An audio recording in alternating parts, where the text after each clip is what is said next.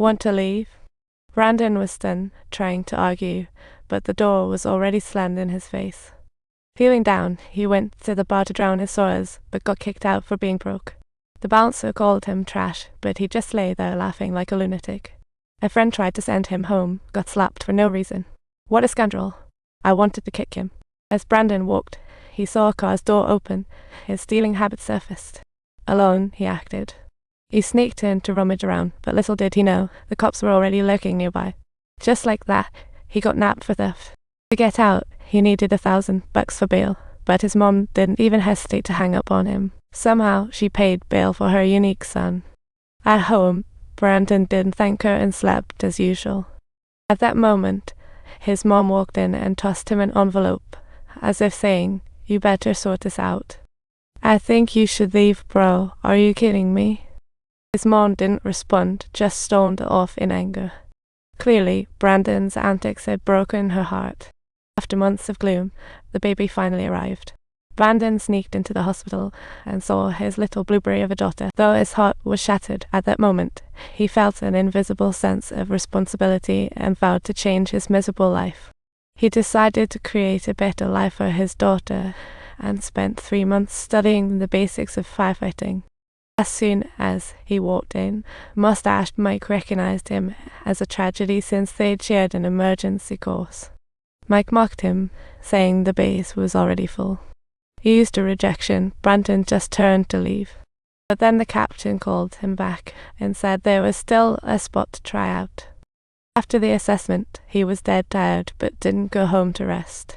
Instead, he took his pay to the supermarket. He carefully selected baby supplies and stealthily left them at his ex-girlfriend's doorstep before slipping away. From then on, every payday he'd buy a bunch of stuff to send over.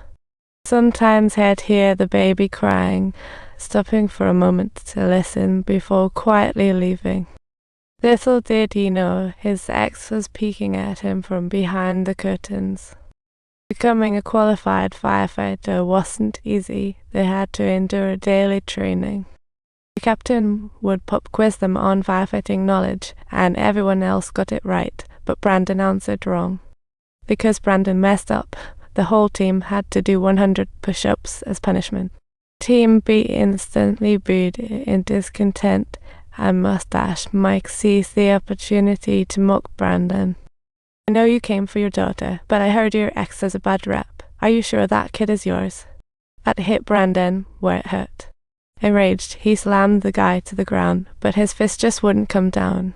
He knew if he threw that punch, he'd lose this hard-won opportunity in an instant.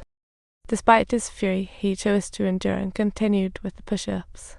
This act garnered him a bit more admiration from others, and the veteran teammates in the same group also expressed their understanding.